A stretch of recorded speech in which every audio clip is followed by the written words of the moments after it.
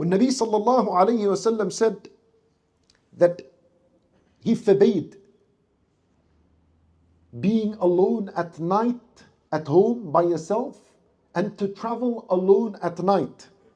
He sallallahu alayhi wasallam said, if people knew what I know about being alone, no rider would travel at night by himself. And that means what's forbidden here is for you to travel on a deserted, isolated road that is uncommon, people don't take, and for you to travel on it alone. That is what is forbidden. This is a mercy from the teachings of Rasulullah sallallahu alayhi wasallam. Because if you travel alone on a path in where people don't usually frequent and take, then you are in severe danger. Imagine something happened to you. There's no one for your rescue, no one for your aid, no one for your support. Imagine you die. Who will wash you? Who will bury you? Who will shroud you? Who will know about it?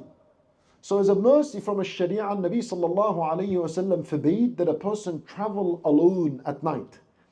However, if a person was to travel on an aeroplane, that you're not traveling alone, you're traveling with hundreds of people with you at the same time. So we're not talking about that.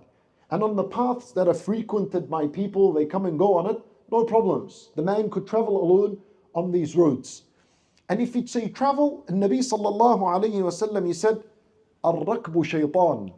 Traveling on your own, that's the work of the devil. That's what the shaitan does. Ar-rakbani shaytanan. Two people that travel by themselves, going from country to country, this is the action and the works of a shaitan. وَالثَّلَاثَةُ رَكْبٌ. And what is pleasing to Allah is for three to travel together, like what we can see in this story. And why is that? All this is a mercy from Allah upon mankind. Not only was it forbidden to travel alone because of your safety, but also for the safety of your deen as well. Because the one who travels by himself, and how many times have we heard this?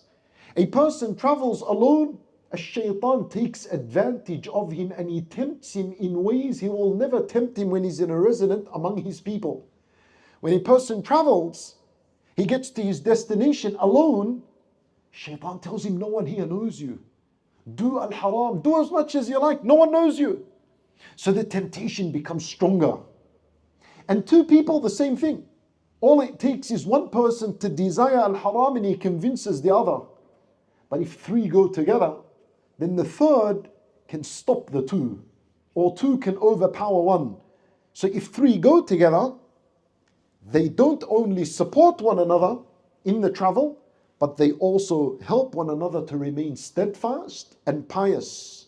And the shaitan is far away from three. So this is what we learned so far from the introduction. So they're in this cave, they look at one another and they say, عَفَى الْأَثَرُ وَوَقَعَ الْحَجَرُ وَلَا يَعْلَمُ مَكَانَكُمْ إِلَّا اللَّهُ. They said to one another, listen to how beautiful this is. They said, the footsteps have been washed away. You know how they've entered the cave and it's raining? So their footsteps have been washed away. Yani if people, their family come out tomorrow, they're going to have no clue where to look for them and how to look for them. وَوَقَعَ الْحَجَرُ. And the boulder has rolled and it has closed us. وَلَا يَعْلَمُ مَكَانَكُمْ إِلَّا اللَّهُ. And no one knows of our exact location except Allah. Subhanallah. You know what this is? This is the fruit of Iman that appears in times of difficulty. Knowing that Allah Azza wa Jal is still seeing you wherever you may be. They know Allah Azza wa Jal. These are three men that were righteous. They had the knowledge of Allah Azza wa Jal. They had beneficial knowledge that is now going to save them in this time of calamity. And it seems, brothers and sisters in Islam, that these three men did not panic when they entered the cave and it closed. It seems like they did not panic. It seems like they were content with the decree of Allah Azza wa Jal. Why? Because I think to myself, imagine I was in this situation. Let's just imagine for a second you entered the mountain and the boulder closed. I can imagine, speak for myself, this is what I'd do. I'd rush to my phone, I'd turn on the torch to see what is out there, what's happening, any Wi-Fi, any connection, who can I call, who can I tell of my location, any satellite connection, that's what I'll do. Like subhanallah, when you resort to worldly means in order to help you, the worldly means are weak. Worldly means cannot help, cannot offer real solutions. Like when you think of Allah Azza wa Jal, the first thing in your calamity, then you have a chance to come out of your calamity because you're turning to the source of all strength, subhanahu wa ta'ala.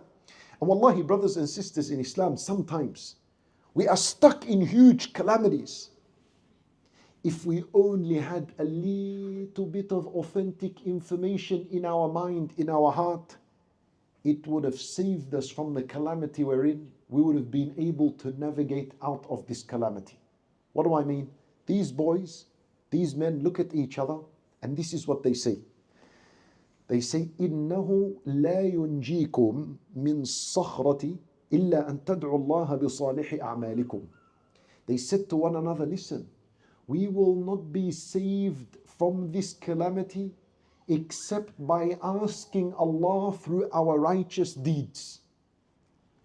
See this information? This is knowledge. See this small piece of knowledge, but it's huge. It's going to save them from their calamity. Sometimes it's just small information. If you knew of it, it would have saved you from your calamity.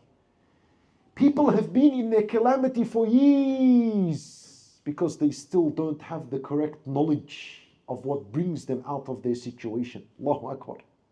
So they said to each other, let's make dua to Allah through our righteous deeds. And this, subhanallah, is a matter that is encouraged in a deen. You do a righteous deed and you ask Allah through it to relieve you of a calamity.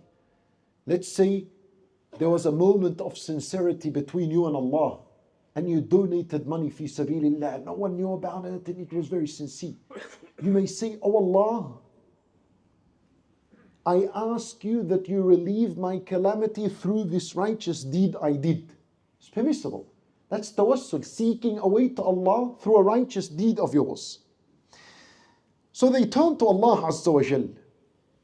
What we're learning is, don't try to solve the situation on your own. They said, no one will save us except Allah. Anytime you're in a calamity, never ever rely on yourself alone. Don't try to save yourself and solve the situation with your own hands. The human being is weak. Seek the help of Allah Azza wa Jal. And this was the way of the prophets and the messengers. Every single prophet, when he faced a calamity, every prophet that was stuck in a cave and the boulders of calamity closed on his path would turn to Allah subhanahu wa ta'ala immediately.